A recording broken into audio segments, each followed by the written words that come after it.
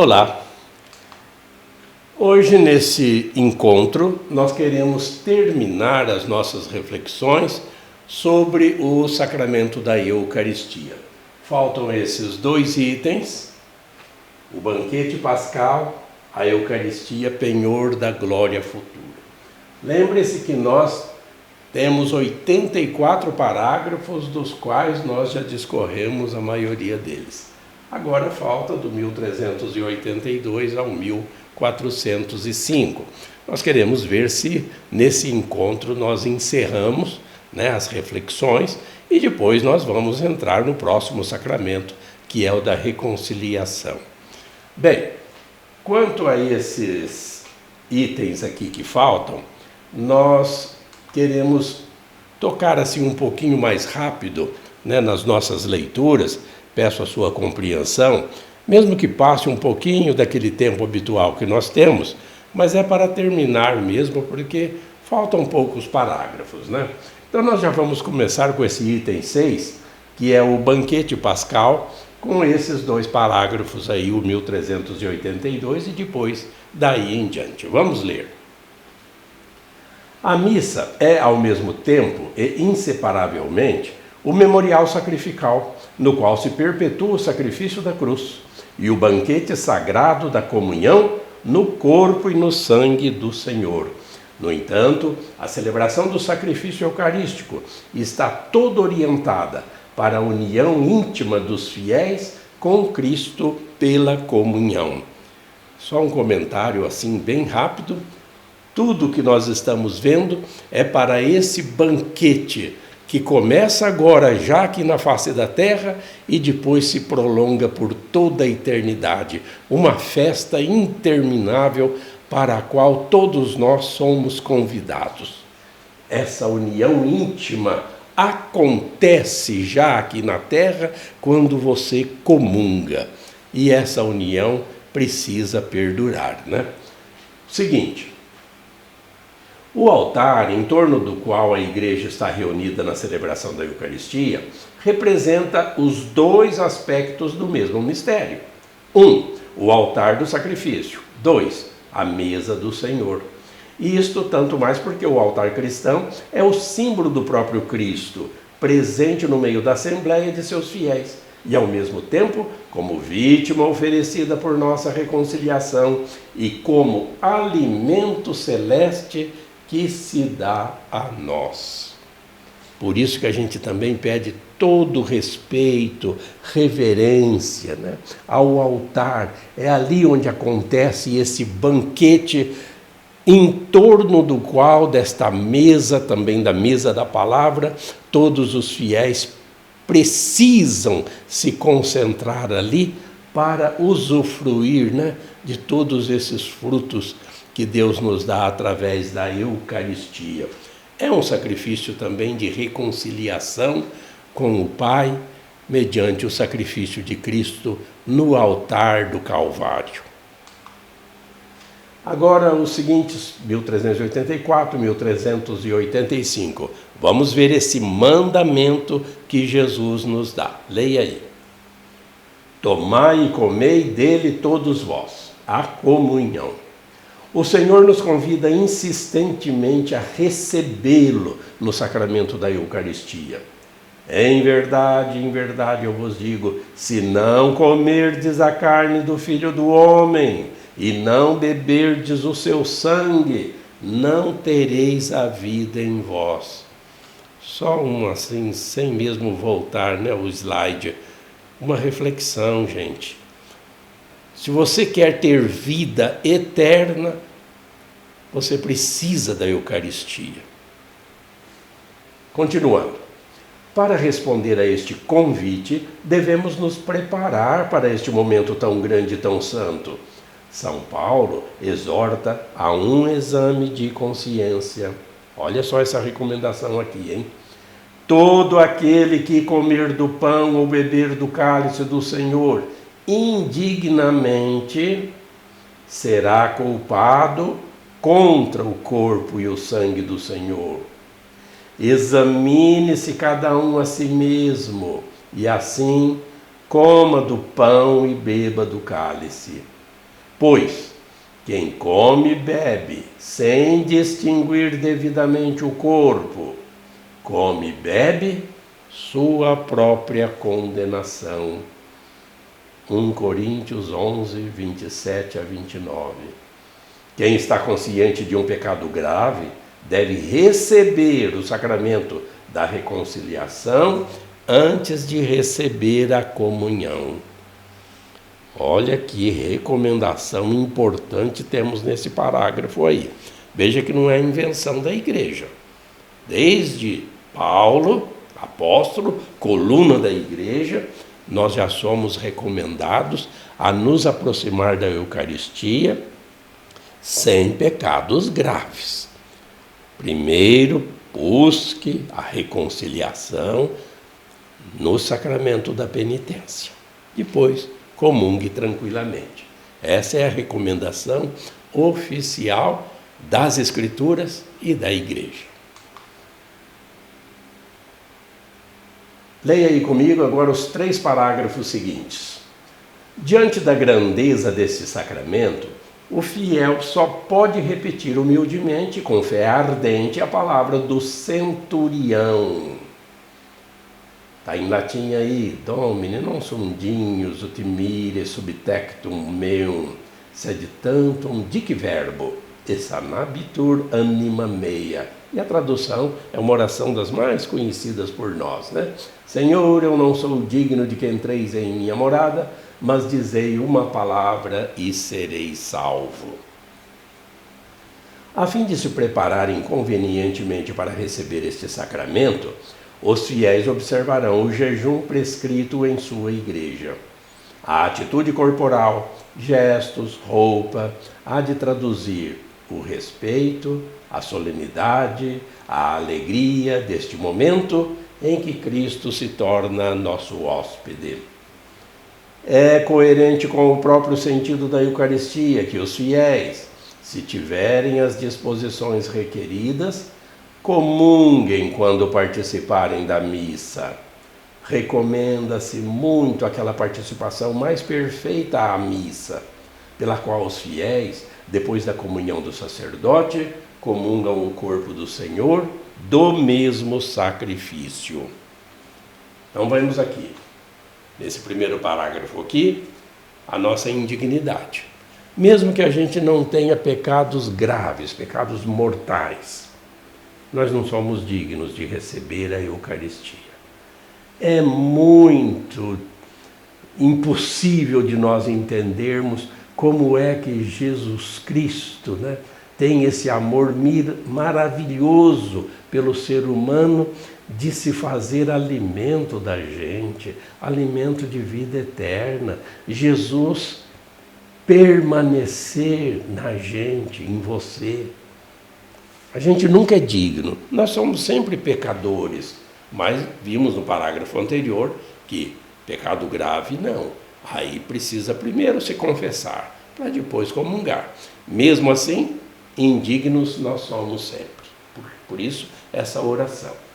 Quanto ao se portar na igreja, não só, né, evitando, não é que tem que se vestir de luxo, está errado também você ter ostentação, exibição.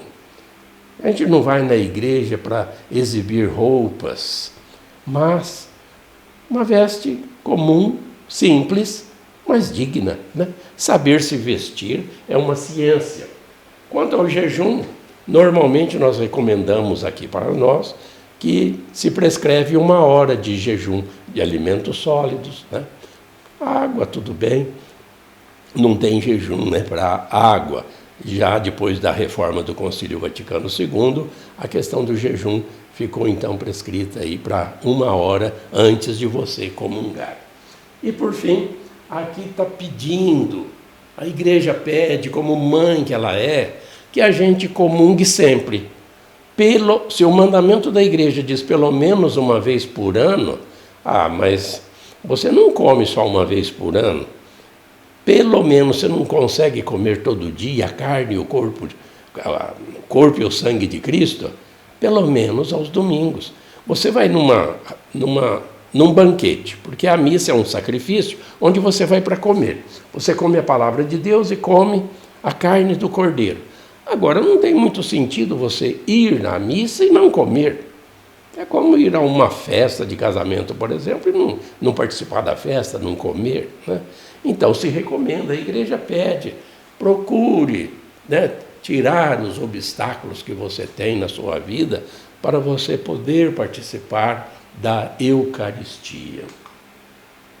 Continuando, mais 2 parágrafos, vamos ler. São recomendações importantes. A Igreja obriga os fiéis a participar da Divina Liturgia aos domingos e nos dias festivos, dias santos de guarda, e a receber a Eucaristia pelo menos uma vez ao ano, se possível no tempo pascal, preparados pelo sacramento da reconciliação. No entanto, recomenda vivamente aos fiéis que recebam a Santa Eucaristia aos domingos e nos dias festivos, ou ainda com maior frequência e até todos os dias. Foi isso que nós comentamos há pouco, não é? Continuando. Graças à presença sacramental de Cristo sobre cada uma das espécies, a comunhão somente sob a espécie do pão permite receber todo o fruto de graça da Eucaristia. Por motivos pastorais, esta maneira de comungar se estabeleceu legitimamente como a mais habitual aqui no rito latino. A comunhão realiza mais plenamente o seu aspecto de sinal quando sob as 2 espécies. Sob estas formas se manifesta mais perfeitamente o sinal do banquete eucarístico. Nos ritos orientais, esta é a forma habitual de comungar. Então, esse último parágrafo é para nos lembrar que, mesmo que você receba somente o pão consagrado, a hóstia, Jesus Cristo, é corpo, sangue, alma e divindade. Você recebe todo Jesus Cristo, não há divisão. É uma maneira mais habitual, no rito latino, mais prático para todos os fiéis, porque quando é uma comunidade menor, é possível sob as 2 espécies. Pode-se sim, né, fazer a comunhão, entregar a comunhão sob as 2 espécies. Mas numa grande quantidade de fiéis isso fica mesmo mais difícil, né? Então é mais recomendável não numa espécie só. Mas é todo Jesus Cristo, não há divisão. Só nos ritos orientais é que normalmente é sob as 2 espécies, ok? Vamos lá, mais 3 parágrafos. Quais são os frutos da comunhão? Leia comigo. A comunhão aumenta a nossa união com Cristo. Receber a Eucaristia da comunhão traz como fruto principal a união íntima com Cristo Jesus, pois o Senhor diz: quem se alimenta com a minha carne e bebe o meu sangue permanece em mim e eu nele. Está lá em João, capítulo 6, versículo 56. A vida em Cristo tem seu fundamento no banquete eucarístico. Como o Pai que vive me enviou e eu vivo por meio do Pai, assim aquele que de mim se alimenta viverá por meio de mim. O que o alimento material produz em nossa vida corporal, a comunhão realiza de maneira admirável em nossa vida espiritual. A comunhão da carne de Cristo ressuscitado, vivificado pelo Espírito Santo e vivificante, conserva, aumenta e renova a vida da graça recebida no batismo. Este crescimento da vida cristã precisa ser alimentado pela comunhão eucarística, pão da nossa peregrinação, até o momento da morte, quando nos será dado como viático. A comunhão nos separa do pecado. O corpo de Cristo que recebemos na comunhão é entregue por nós, e o sangue que bebemos é derramado por muitos para a remissão dos pecados. Por isso, a Eucaristia não pode nos unir a Cristo sem, ao mesmo tempo, nos purificar dos pecados cometidos e sem nos preservar dos pecados futuros. O que a igreja então nos recomenda aqui nesses parágrafos? Essa união íntima com Jesus Cristo. Ele é o caminho, a verdade e a vida. Se nós permanecermos nele e ele permanecer em nós, estamos salvos. Nesse outro parágrafo, assim como o alimento nos dá vida para o nosso organismo, a comunhão eucarística nos alimenta espiritualmente. São os frutos da comunhão. É a própria graça santificante.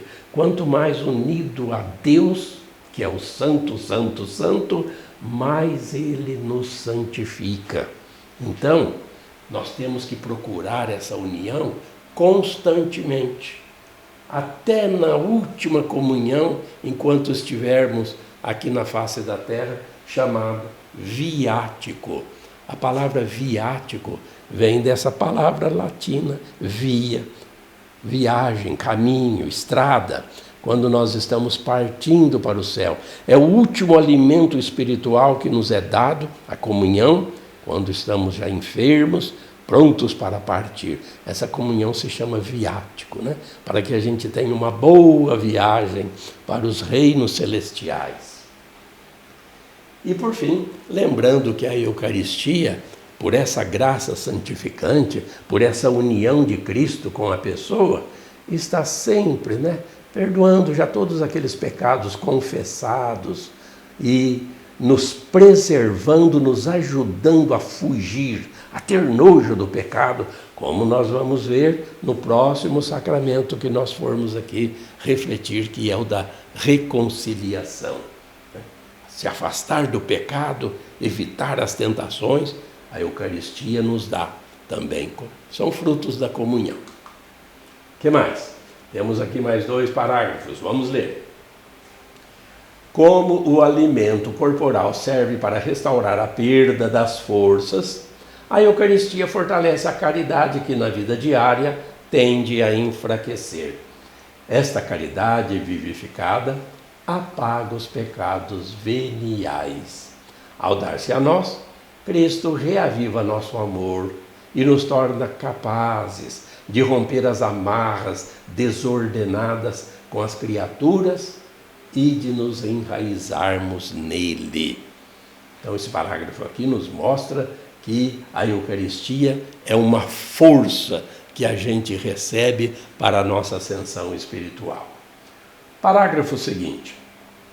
Pela mesma caridade que acende em nós, a Eucaristia nos preserva dos pecados mortais futuros. Quanto mais participarmos da vida de Cristo, quanto mais progredirmos em sua amizade, tanto mais se torna difícil nos separarmos dele pelo pecado mortal. A Eucaristia não é destinada a perdoar pecados mortais. Isso é próprio do sacramento da reconciliação. É próprio da Eucaristia ser o sacramento daqueles que estão na comunhão plena da Igreja. Nós vamos ter oportunidade de refletir pausadamente, com detalhes, sobre o que o pecado mortal machuca e separa a pessoa da comunhão da Igreja, de uma certa forma. Por isso que se chama reconciliação aquele sacramento, o próximo que nós vamos refletir. Porque todos nós temos essa oportunidade de voltarmos à comunhão com a Igreja. Então, não vá pensando que você está em pecado mortal, mas Deus me entende. Não é bem assim, né? E se aproxima da comunhão porque, eu comungando, os meus pecados mortais são perdoados. Não é bem assim, tá? Mas vamos deixar mais para frente para a gente comentar, com mais tempo, com mais detalhes, esses assuntos.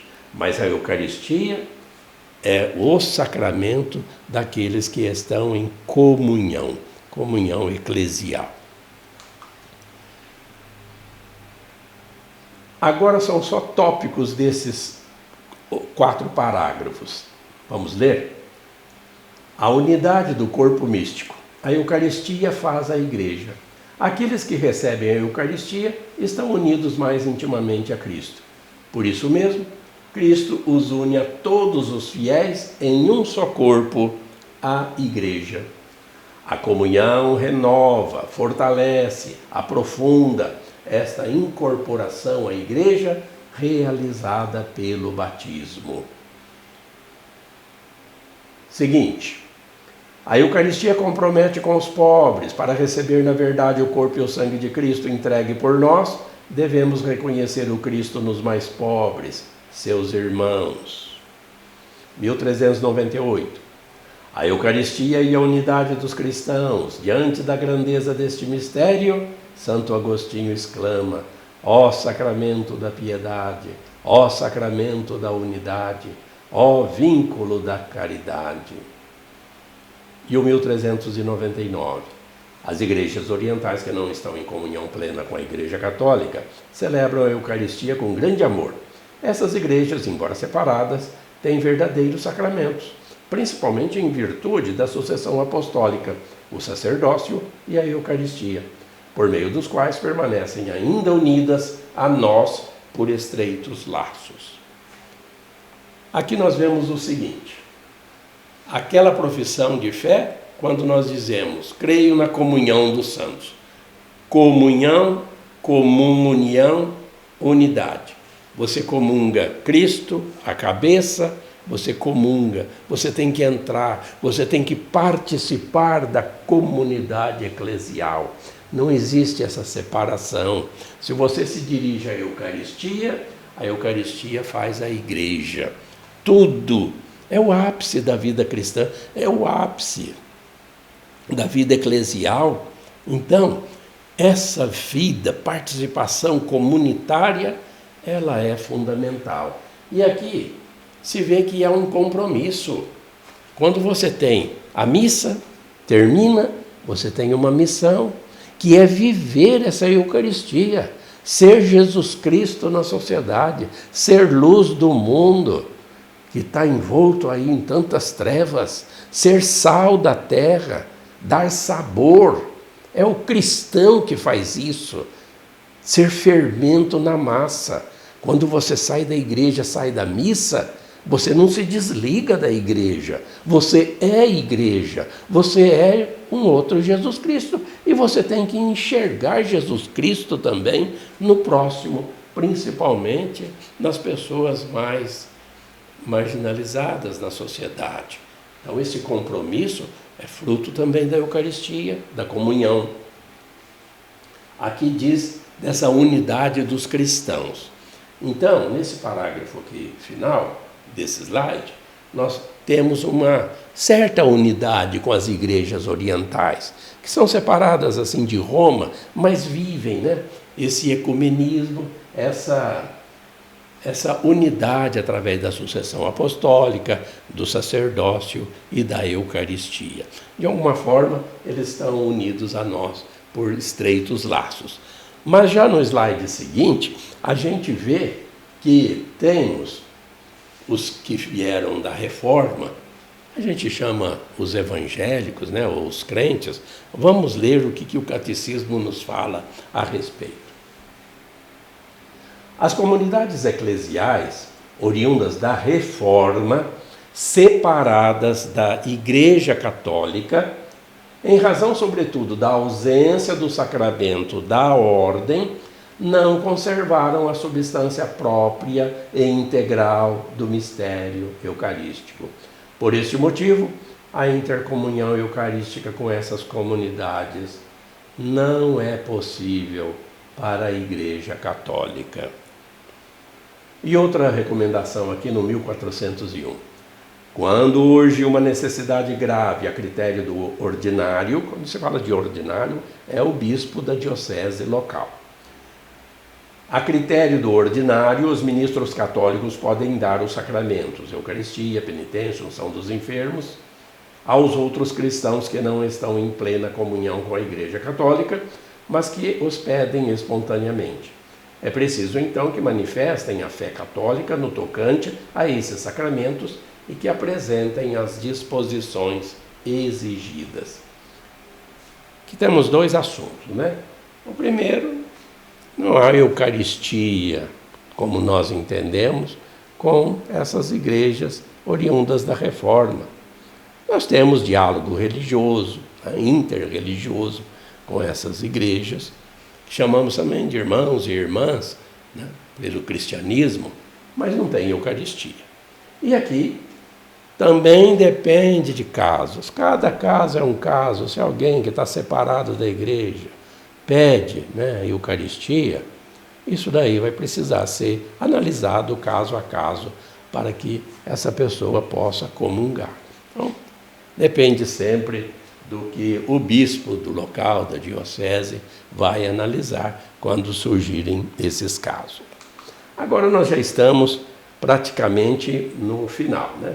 Poucos mais parágrafos, esses aqui, para terminar o item 7, que é a Eucaristia, penhor da glória futura. Ele é curtinho, são poucos parágrafos, porque vocês vão ver que está se falando que esse banquete que começa aqui na face da terra, ele é destinado a se conservar para sempre, por toda a eternidade. Essa intimidade que começa com Cristo, a tal ponto que você possa dizer, como Paulo em Gálatas, capítulo 2, já não sou mais eu quem vivo, é Cristo que vive em mim. De tanto você comungar, que você chegue um dia a poder dizer assim também, né? É Cristo que vive em mim. Então, esse banquete é uma festa que nós ainda vamos participar para sempre. Vamos ler. Se a Eucaristia é o memorial da Páscoa do Senhor, se por nossa comunhão ao altar somos repletos de todas as graças e bênçãos do céu, a Eucaristia também a antecipação da glória celeste. Quando da última ceia o Senhor mesmo dirigia o olhar de seus discípulos para a realização da Páscoa no reino de Deus. De hoje em diante não beberei deste fruto da videira, até o dia em que convosco beberei o vinho novo no reino do meu Pai. É assim que nós terminamos, então, as reflexões sobre o sacramento da Eucaristia e também terminamos, né, os comentários sobre os 3 sacramentos da iniciação cristã: batismo, confirmação e Eucaristia. Você os tem todos aí deste vídeo aos anteriores. A partir do próximo, nós vamos começar uma nova sessão, um novo artigo 4, que é o sacramento da reconciliação ou da penitência.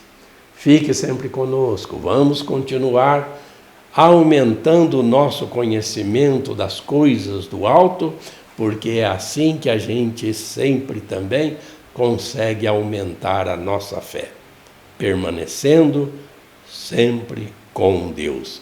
E que Deus te abençoe.